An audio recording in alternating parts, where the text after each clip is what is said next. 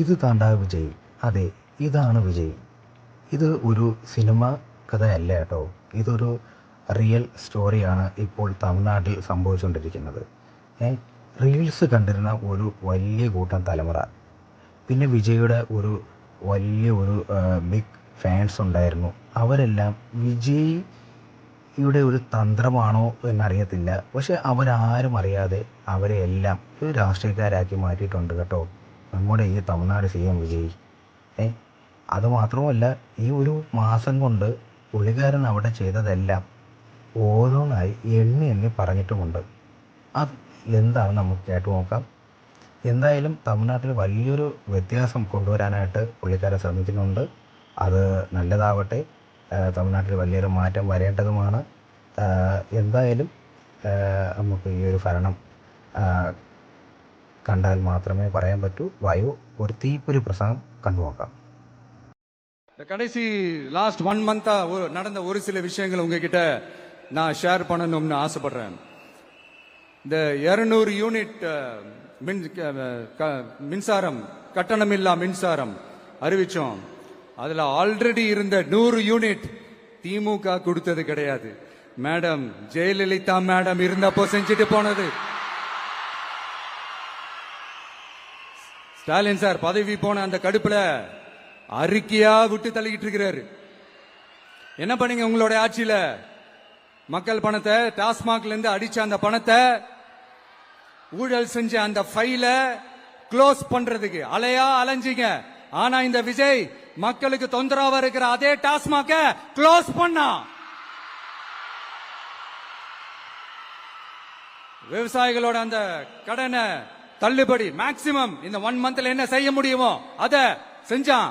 நீங்க தான் அந்த நிதி சம்பந்தமா இருக்கிற எல்லா கேட்டையும் லாக் பண்ணி வச்சுட்டு போயிருக்கிறீங்க. அதை சரி செய்ய வேணாமா? அதை ஒழுங்குபடுத்த வேணாமா? அதனால மறுபடியும் சொல்றேன், இந்த விஜய் பொய் சொல்லி ஏமாத்துறதுக்காக அரசியலுக்கு வரல. உங்க கூடவே நிக்கிறதுக்காக மட்டும்தான் அரசியலுக்கு வந்திருக்கிறேன். அதுல எந்த மாற்று கருத்துமே கிடையாது. கவலையப்படாதீங்க விவசாய பெருமக்களே. அடுத்து இந்த சட்டம் ஒழுங்கு, அது சரியில்லை இது சரியில்லைன்னு சொல்லி திமுகவும் மற்றும் பலரும் மாறி மாறி கூவுறீங்க. நான் ஒண்ணு கேட்கிறேன், இந்த மாடல் அரசுன்னு சொல்றீங்களே, அதுல என்ன செஞ்சு வச்சுட்டு போயிருக்கீங்க? ஒரு ஊரு விடாம, ஒரு தெரு விடாம போதை பொருள் கலாச்சாரம் அப்படியே ஸ்ப்ரெட் ஆகி கொட்டி கிடக்குது. அது அப்பவே இனிஷியல் ஸ்டேஜ் அதை நீங்க கண்ட்ரோல் பண்ணிருந்தீங்கன்னா இத்தனை பெண் குழந்தைகளை, இத்தனை பெண்களை இழக்க வேண்டிய ஒரு சூழ்நிலை ஏற்பட்டிருக்குமா? எல்லாத்தையும் பண்ணிட்டு பழிய தூக்கி ஏன் மேல போடுறாங்க. நீங்க என்ன பழி நம்ம மேல போட்டாலும் மக்கள் நிம்மதியா வாழக்கூடிய அந்த செயலை கண்டிப்பா இந்த விஜய் செஞ்சுதான் காட்டுவான். அதுக்காக தான் எஃபிஷியன்டான போலீஸ் ஆபீசர்ஸ் அப்பாயிண்ட் பண்ணிருக்கிறேன். எஃபிஷியன்டான அந்த போலீஸ் ஆபீசர்ஸ் டீம் அப்பாயிண்ட் பண்ணிருக்கிறேன். பெண்கள் பாதுகாப்பான அந்த சிங்க பெண் காவல் படை நெக்ஸ்ட் வீக் அதை இனாகரேட் பண்ண போறோம். தப்பு செஞ்சவங்களுக்கான தண்டனை, அதுக்கான சார்ஜ் ஷீட் எல்லாமே ரொம்ப ஃபாஸ்டா, ரொம்ப ஸ்பீடா செய்யறதுக்கான அந்த வேலையை செய்ய சொல்லி இருக்கிறோம். கோர்ட்ல கூட தப்பு செஞ்சவங்களுக்கான அந்த கடுமையான தண்டனை வாங்கி கொடுக்கிறதுக்கான அந்த வேலையையும் ரொம்ப சீக்கிரமா செய்ய சொல்லி இருக்கிறோம். அதனால நீங்க என்ன பழி நம்ம மேல போட்டாலும் உண்மையா உறுதியா மக்களுக்கு தேவையான எல்லா விஷயங்களையும் இந்த விஜய் செஞ்சு தான் காட்டுவான். இப்படி எல்லாம் நம்ம சொல்றதுனால இவங்க என்ன சொல்லுவாங்க தெரியுமா? அவங்க தான் ஆட்சியிலேயே இல்லையே, அப்புறம் ஏங்க அவங்கள குறை சொல்றீங்க அப்படின்னு கேட்பாங்க. வேர்ல வெந்நிய ஊத்திட்டு போனவங்கள வெளிச்சம் போட்டு காட்டாம பின்ன வேற என்ன சொல்லுவாங்க? இதெல்லாம் மக்கள் கிட்ட நம்ம தெளிவா எடுத்து சொல்லணும் இல்லையா? அதுக்காக தான் இதெல்லாம் சொல்லிட்டு இருக்கிறேன். நம்ம மக்களுக்காக இவ்வளவு வேலை பார்க்கிறோம். ஆனா இவங்க அதையெல்லாம் விட்டுட்டு குதிரை பேரம் பண்றாரு, அது பண்றாரு, இது பண்றாருன்னு சொல்லிட்டு தப்பா கதையெல்லாம் அடிச்சு விட்டுக்கிட்டு இந்த தீய சக்தியும் தீந்து போன சக்தியும் அதாங்க திமுகவும் மற்றும் பலரும் ஒன்னா சேர்ந்துகிட்டு திருட்டுத்தனமா யாருக்கும் தெரியாம ஒரு ஓரமா மூலையில உட்கார்ந்துட்டு பேரம் பேசி கூட்டு சேர்ந்து ஆட்சி அமைச்சு கொள்ளையடிக்க திட்டம் போட்டாங்க. அது ஏன் தெரியுமா? உங்களோட இந்த டிவிக்கு ஆட்சி அமைஞ்சா அவங்க பொழப்பே போயிடும். அந்த கொள்ளையடிக்கிறது, லஞ்சம், ஊழல் எல்லாமே கத்தம் கத்தம். அதான் இந்த காரணம். அடுத்து ஸ்டாலின் சார், திமுக இப்போ தீய சக்தி மட்டும் இல்ல, மக்களை விட்டு ரொம்ப தூரமா போன தூர சக்தி, ஓர சக்தி, கோர சக்தி, பார சக்தி. நீங்க எப்போ இந்த தீந்து போன சக்தியோட நீங்க கூட்டு சேர்ந்துகிட்டு ஆட்சி அமைக்கணும்னு நினைச்சீங்களோ, அப்பவே இந்த திமுக தூர்த்து போன சக்தியாகவும் ஆயிடுச்சு.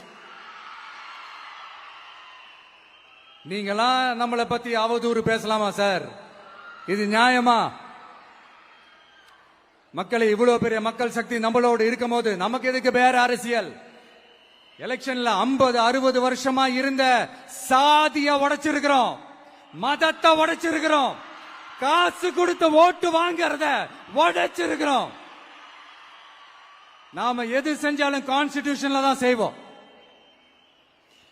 நாம சிங்கிள் மெஜாரிட்டி வாங்கி இருந்தாலும் நம்மள நம்பி முறையா கூட்டணியில கட்சியில ஆதரிக்க வர்றவங்களை அரவணைச்சு தான் இருப்போம். நான் இப்பவும் மீண்டும் டிக்ளேர் பண்றேன், டிவிகே ஆட்சி எந்த பாகுபாடும் இல்லாம எல்லாருக்குமான ஒரு ஆட்சியா தான் இருக்கும். அதுல எந்த மாற்றமும் கிடையாது. ஸ்டாலின் சார் மாதிரி ஊசலாட்டம் இருக்கவே இருக்காது. மதச்சார்பற்ற கொள்கையில சமரசமே இல்லை. மாநில உரிமைகள்ல விட்டு கொடுக்கவே மாட்டோம். நதி நீர் உரிமைகளை விட்டு கொடுக்கவே மாட்டோம்.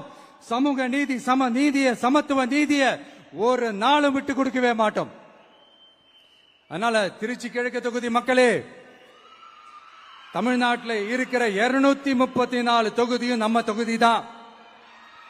அதுல எந்த கட்சி ஜெயிச்சிருந்தாலும் அது நம்ம தொகுதி தான். பெரம்பூரா இருக்கட்டும், திருச்சி கிழக்கா இருக்கட்டும், எனக்கு 2 கண்கள் மாதிரி. அதுலயும் திருச்சி கிழக்கு என் செல்ல புள்ள மாதிரி. அதனால வரப்போற இடைத்தேர்தல்ல உங்க வீட்டுல இருக்கிற ஒருத்தரை, உங்கள ஒருத்தரை தான் வேட்பாளரா நிக்க வைக்க போறோம். நீங்க எப்படி இந்த விஜய்க்கு ஆதரவு கொடுத்து ஓட்டு போட்டு ஜெயிக்க வச்சீங்களோ, அதே மாதிரி வரப்போற இடைத்தேர்தல்ல உங்களுடைய அந்த வேட்பாளரையும் ஜெயிக்க வைப்பீங்கன்ற அந்த ஒரு நம்பிக்கை நான் முழுமையா தான் நம்புறேன். உங்களுக்காக உழைக்க வந்திருக்கிறேன். உங்களுக்காக எல்லா விஷயத்தையும் நான் பார்த்து பார்த்து செய்வேன். ஊழல் இல்லாத, லஞ்சம் இல்லாத ஒரு ஆட்சியை நான் கொடுப்பேன். I understand. ஒரே நாள் அது நடக்காததான், மேஜிக் இல்ல. பட் ஒரு நாள் அதை நான் நடக்க வைப்பேன். எனக்கு இப்ப வேற எந்த வேலையும் இல்ல உங்களுக்காக உழைக்கிறத தவிர.